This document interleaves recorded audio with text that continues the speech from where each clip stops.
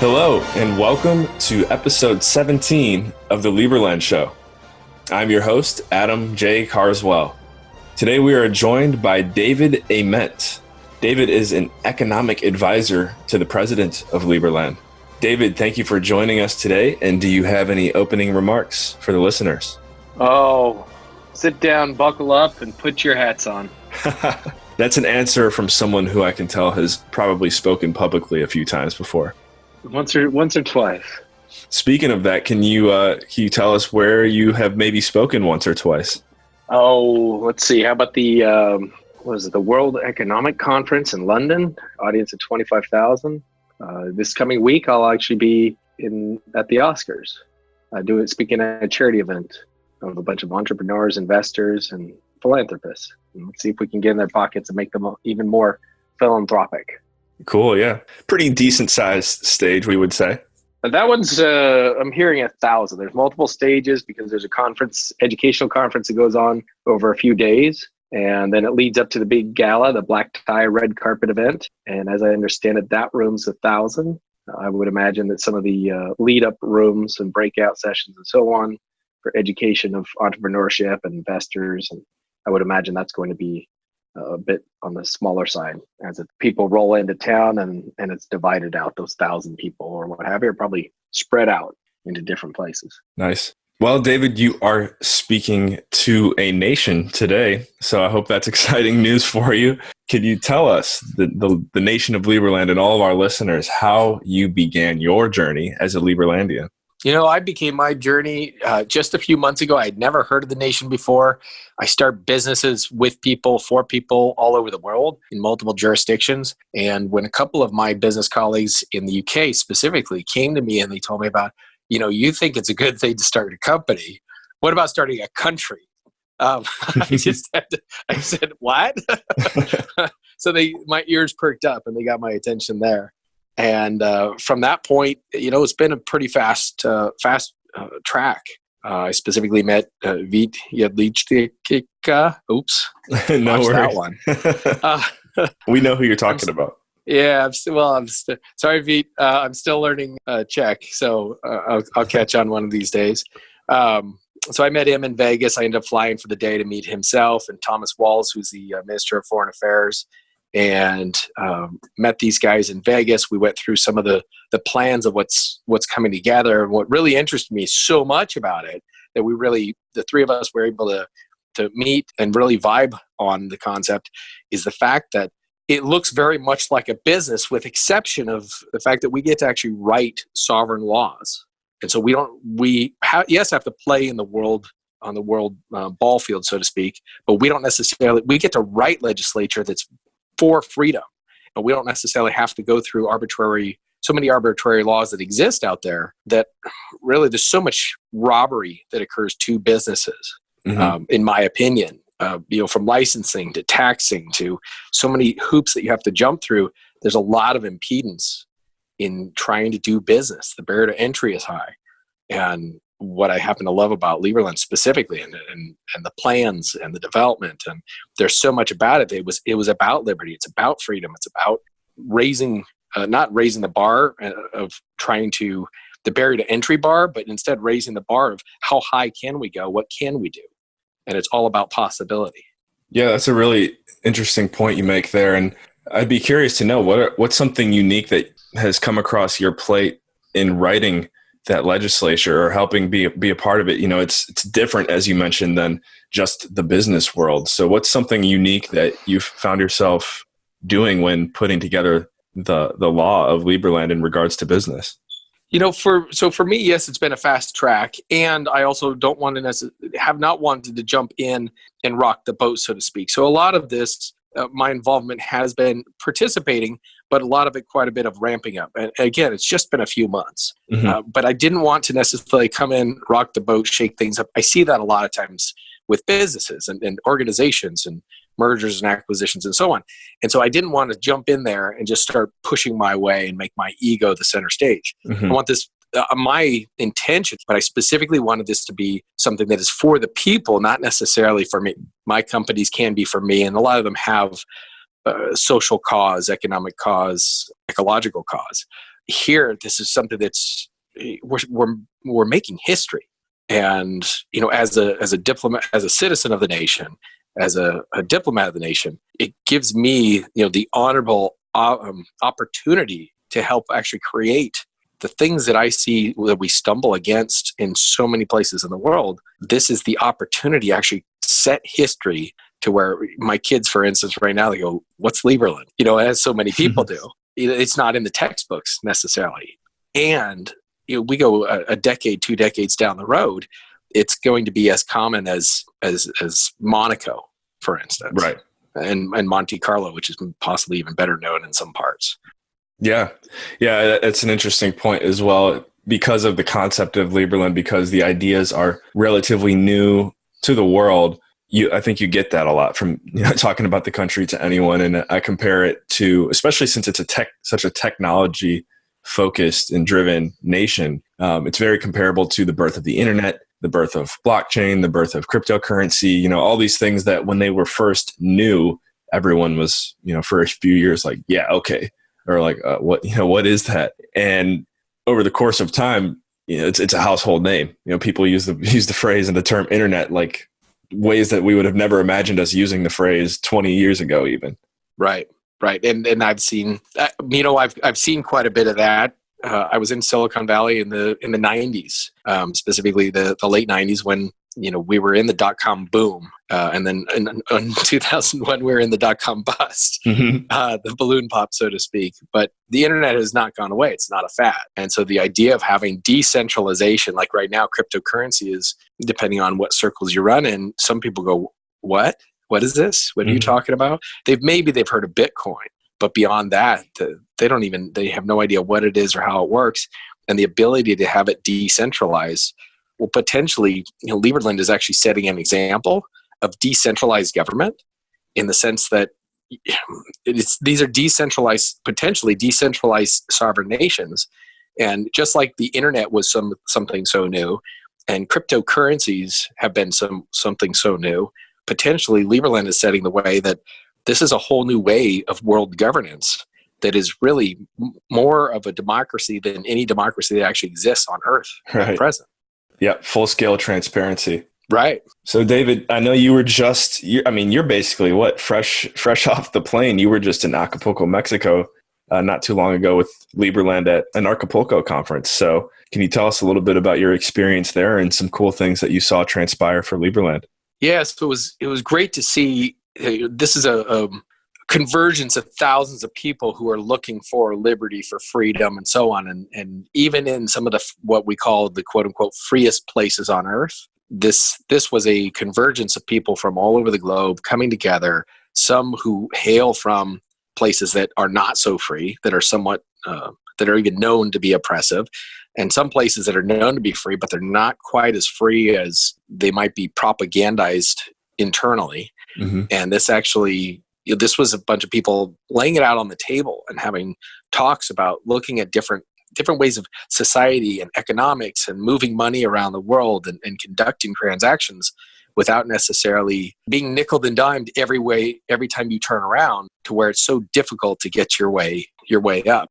Something he wasn't there. Richard Branson, recently, I heard him quoted, or a paraphrase of a quote of his, and this is just, he wasn't at an Acapulco, yet this reminds me of the concept. His Virgin brand companies, recently he made a statement that if it wasn't for offshoring, and if it wasn't for him being very tax advantaged in tax planning, which is perfectly legal in the UK, but if he didn't do that, his companies would be 50% the size they are today. And that just goes back to freedom, the ability to operate your businesses, companies in multiple jurisdictions, the ability to say, I'm going to incorporate my company in Liberland with both the tax advantage that Liberland offers, as well as the transparency in banking, the lack of fees in banking, the ability so that money can move in and out of a country without it being so difficult. The world is a smaller and smaller place. The internet has been huge. Right. In creating transparency for most nations. There's some that are oppressed where the government shuts down how you're able to use it in certain sites and so on. For the most part, most of the world, the internet is pretty free. And to have that plus jet travel the way it is today, in a matter of moments, you can travel, hours. Today, by standards of when Einstein was in Cambridge and went to Stanford, he had to take a vessel across the Atlantic, right? And then he had to go across 3,000 miles of the North American continent to leave his family and his wife at Cambridge, England, to come over to work at Stanford and study nuclear physics, etc. Mm-hmm. It's a totally different world since that. That Right. took him, I don't know how long, weeks. Yeah. Right? 6 weeks is my estimate. It took him 6 weeks just to go from point A to point B. The same travel now from Silicon Valley, California, to Silicon Circle, London, you're talking about 10 hours. Right. About.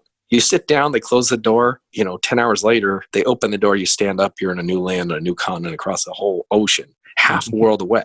It's an amazing time to be alive, and freedom is more important than ever before.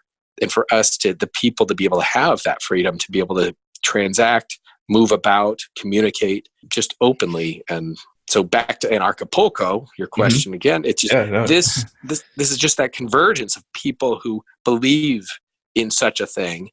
And of course, a lot of people are very interested in how do I participate.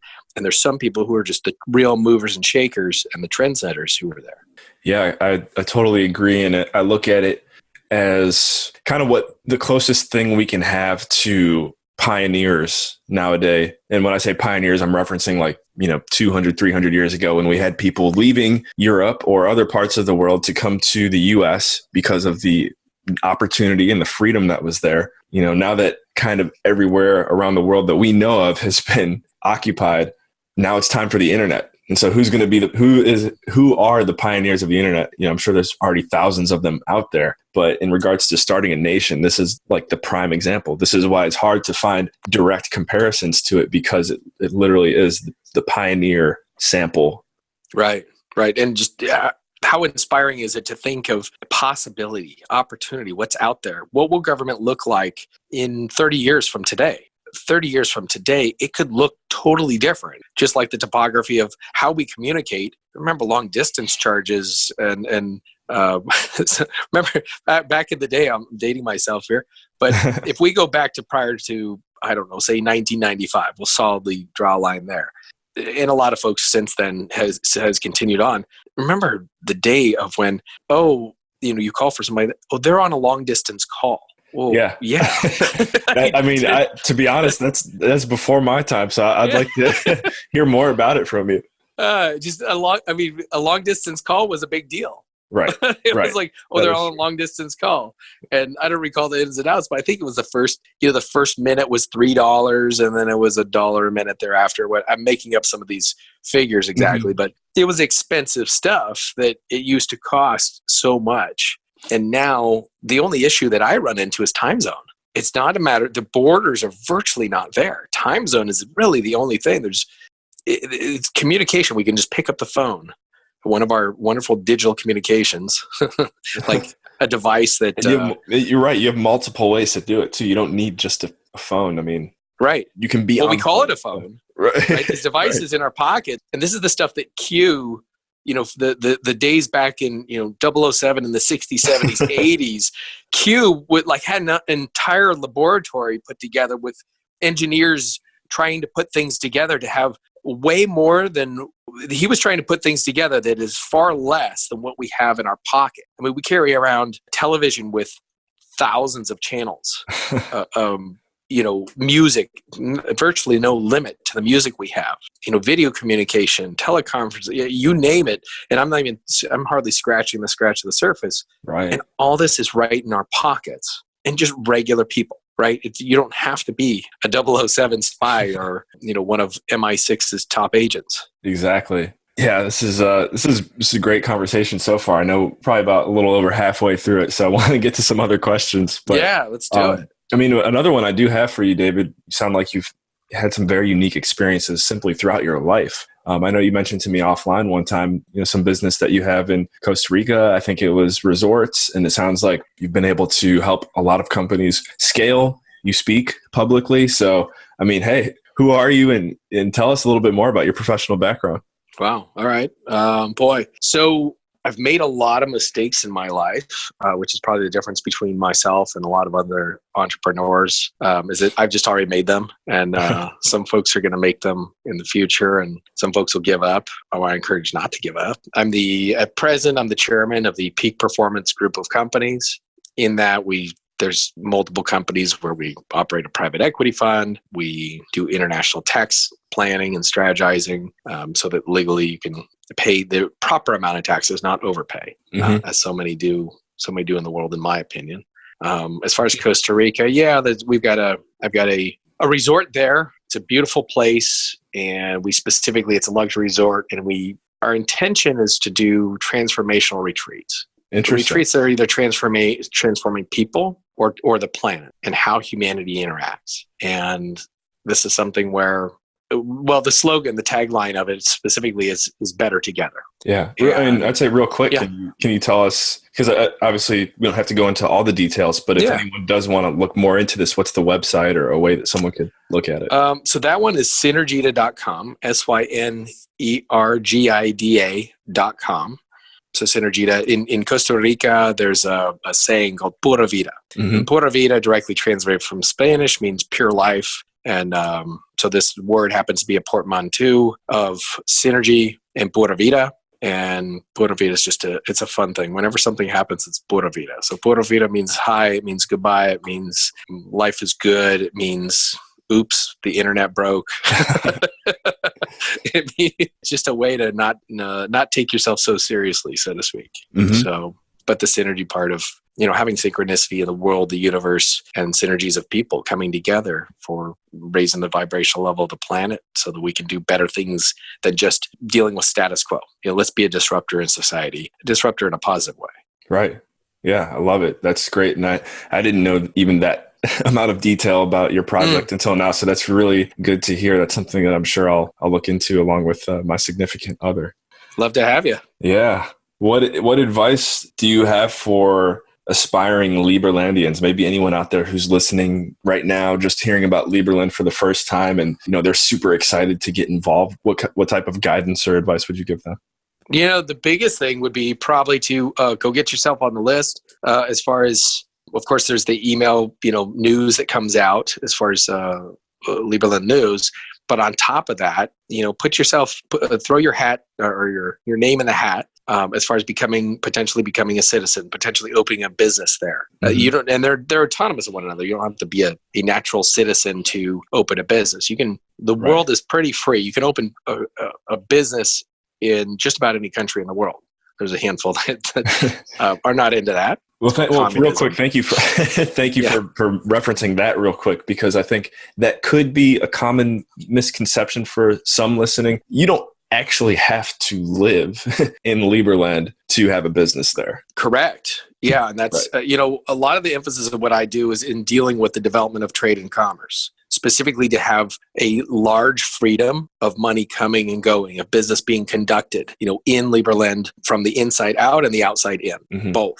So that it's just a matter of, the funny thing about money and economy, it's not a matter of how much money is in the world. It's a matter of how much does it turn over? How fast does it move? Because when it's in your pocket, it's potential energy. And when it's moving in the economy, it's kinetic energy, and it keeps the economy moving. That's when the economy is doing well. So in the case of Liberland, and there's corporate citizenship and there's a natural person citizenship. In the case of having corporate citizenship, that's the easy way to do it. That you can literally in the world, you can be the owner, the controller of multiple citizens of multiple countries, inclusive of Liberland, so that you're a corporate citizen. Right. And this means you have a business and your intention is that I'm going to conduct business here. And then you can start even having sister companies in other jurisdictions. I want to promote specifically for people who say, I want to operate the freest business in the world. And the freest not meaning the cheapest, the lowest cost. Yes, that's part of it. But the freest of having true freedom, true liberty, and being able to be a global entrepreneur and hang your shingle in a place that is really thinking about the future, that's thinking about the decades and the century, or plural centuries in the future, in the creation of this sovereign nation that is very pro-business. Absolutely. I love it. And I journal every day about the future Carswells and the Carswells to come. And that's a huge gravitational pull for me as well, as being able to have a long-term establishment in Liberland for all of those who are to come, honestly.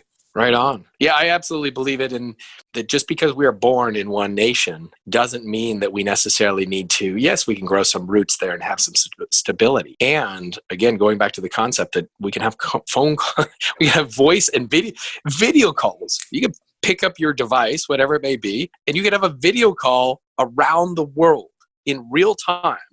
You can get on a plane and you can be there in a matter of hours. Right. Anywhere in the world. And it's an amazing time. And I think of generations to come that, like you said, in my case, my future aments, my kids, my grandkids to come, etc. What will the world look like for them? And how will it be such a paradigm shift from what it has been for me in my decades here? What will theirs look like? And how expansive can it possibly be to where limitation is something like, oh yeah, limitation, that's something that, back in my dad's generation or my grandpa's generation that they had. Yeah, that word. We don't really use that word anymore. We don't. Yeah, removing the limits, and then it's all you from there. Exactly. So I want a big part of that is specifically having a sovereign, the foundation of a way to operate in the world, operate your business, operate your life in a sovereign nation that has control of its own land, its own laws. And the truth is, it's so much of a democracy / meritocracy, where the people actually have the ability to make a change based on their voice, on voting. And more so about there's certain jurisdictions in the world, some, very few, to where you have the ability of canceling laws that don't make sense versus continually to create more and more and more laws. Right. And a lot of them expire. Exactly. David, it's been good connecting with you here. I'm sure you're a fellow Silicon Valleyan as well.